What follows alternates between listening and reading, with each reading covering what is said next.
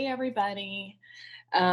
So today we're going to talk about Chapter 15, Theoretical Integration. The profession is really moving more and more towards a more integrated model. Not everyone, some people pick a theory and stick with it, but some people utilize techniques, goals, and sometimes they integrate two theories together. Or maybe they use techniques from one theory and the sort of philosophical tenets of another. So we're going to talk a little bit more about that today.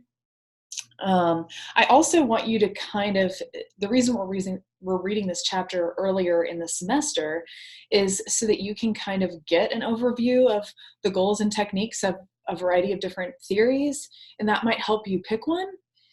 Or you may decide that you want to go kind of the integrative route, and you can think about how you can do that in a way that is effective and ethical, and not just like a mishmash of chaos. So we're going to talk a little bit about that now.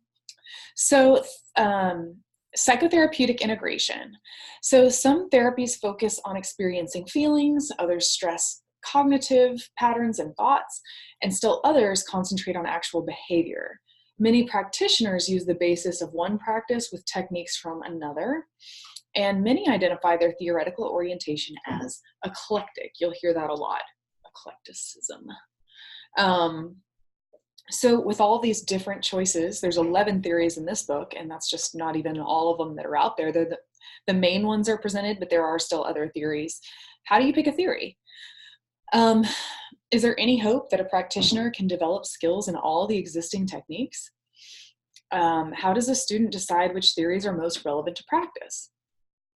Since the 80s, theoretical integration has developed into a clearly delineated field. At its worst, it becomes syncretism, which is just throwing interventions at a client to see which one sticks without critical thought or intervention. It's kind of like, oh, I heard about this, let's just do it. That's not going to work because it's not rooted in anything with depth. The integrative approach is characterized by openness to various ways of integrating diverse theories and techniques, and there's a decided preference for the term integrative over eclectic. Eclectic kind of gives you the feeling of just pulling from the air, as opposed to integrative, which is thought out, well-planned, and there's a reason that you're integrating theory as opposed to just throwing techniques at the wall. Types of integration. So there's different ways that you can integrate these theories. There's technical integration, which aims at selecting the best treatment techniques for the individual and the problem. So this kind of lends itself to that evidence-based approach. It tends to focus on differences, chooses from many approaches, and is a collection of techniques. This path calls for using techniques from different schools without necessarily subscribing to the theoretical positions that spawned them. So for instance, if someone has an existential theoretical framework, they might use the philosophical givens of existence, like freedom, meaning making, responsibility versus freedom, and isolation versus connectedness. Those philosophical tenets might frame how they conceptualize the needs of the clients, and how goals fit in with those deeper existential concerns. But they may use a cognitive behavioral tool to help that client have a more positive view of themselves, which then might help them engage in deeper meaning making, deeper relationships. So you can use you might be rooted in a theory and pull from other theories techniques that can help achieve goals, but you're still operating from a base theory. And then let's see, theoretical integration. So this refers to a conceptual or theoretical creation beyond a mere blending of techniques. So this route has the goal of producing a conceptual framework that synthesizes the best aspects of two or more theoretical approaches under the assumption that the outcome will be richer than either theory alone. So some of the examples of this are ACT, so acceptance and commitment therapy, blends cognitive behavioral therapy with mindfulness and Eastern practices. Let's see, DBT is another example of this, dialectical behavioral therapy, and EFT, emotionally focused therapy, which Susan Johnson created when she was looking at John Bowlby's attachment theory and communication styles. So the assimilative integration approach, okay, backing up. So technical integration, that's a little bit easier because you're rooted in a theory and then you pull from techniques and other theories. Theoretical integration means you're really melding two theories together. It might be easier if you're sticking within the same schools. So maybe you meld reality therapy with CBT, and the tenets of that, the philosophical tenets of both of those theories are somewhat similar, so it makes it a little bit easier. However, you can do it with humanistic. Obviously the example that I gave at the beginning of Eastern practices of healing and CBT, those are very different, but ACT is a combination of those two. Assimilative integration approach is grounded in a particular school of psychotherapy, along with an openness to selectively incorporate practices from other theoretical approaches. Assimilative integration combines the advantages of a single coherent theoretical system with the flexibility and variety of interventions from multiple systems. An example of this form of integration is mindfulness-based cognitive therapy. Common factors, and then there's a common factors approach, which searches for common elements across different theoretical systems. Despite many differences among the theories, a recognizable core of counseling practice is composed of non-specific variables common to all therapies. So this one, it's important to note, we'll move on to the next one, sorry. This one, sorry, hold on.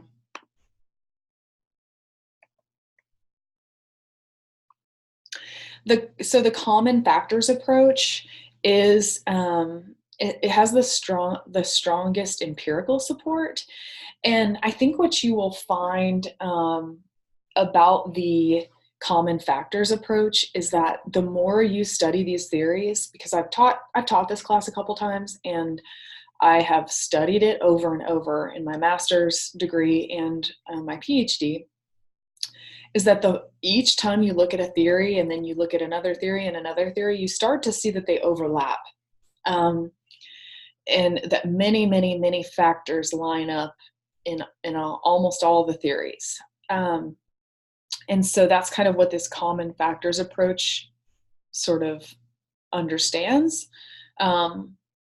And so, the common factors, some of the common factors that line up include empathic listening, and not in all theories, but if you're looking at it, if you're kind of looking to layer your theories on top of one another in this way, you're going to find that a lot of them have similar factors such as empathic listening, support, warmth, developing a working alliance, opportunity for catharsis, practicing new behaviors, feedback, positive expectations of clients, working through one's own conflicts, understanding interpersonal and intrapersonal dynamics, change that occurs outside of the therapy office, client factors, therapist effects, and learning to be self-reflective about one's work. And among the approaches to so this one has the strongest empirical support. Multicultural issues in theory integration include understanding the environment and cultural context. We talked a little bit about this in the ethics chapter. Expanding and adapting theories to consider culture and cultural differences. So there are some, and we talked about this before, there are some issues with these theories and multicultural competence, because a lot of them, as we mentioned, they're rooted in a Western European value system. So a lot of them were written without different cultures in mind. So for instance, they were also written at the time in the cultural context of the times. So not all of these theories are super inclusive. So we have to expand and adapt our theories to consider the current culture and cultural differences and the culture of each client. So the importance here is knowing the client's cultural worldview, and the therapists need to make informed intervention based on client needs. Integration of spirituality and religion in counseling. So this is an important aspect of many people's lives. And spiritual and religious matters are therapeutically relevant and ethically appropriate to discuss in counseling. Spirituality-informed therapy is a form of multicultural therapy, and clients in crisis may find a source of comfort, support, and strength in drawing upon their spiritual resources. So why would we neglect that if that's a source of coping, strength, support? But as always, we need to remember that we have to operate from the client's relationship with their own faith, not, or lack thereof, not our views on religion and spirituality. So I will, you can ask about this in your intake, or you could just ask throughout your, maybe casual assessment process when you're working with a client, about what their views are. What is their connection to spirituality, to religion, to, their belief system. And you can go from there and incorporate it in as they feel comfortable and in ways that are appropriate for them. Theories and techniques. Okay, so this is why this chapter is super important, because as you start to dive into these different theories, if we start here, you can kind of get an overview of each of the theory's goals and techniques. So I really want you to pick a theory that has goals that resonate with your views about human striving and change. So I'm going to go ahead and show you in the book. Definitely take a look. So this is the techniques. Where are the goals?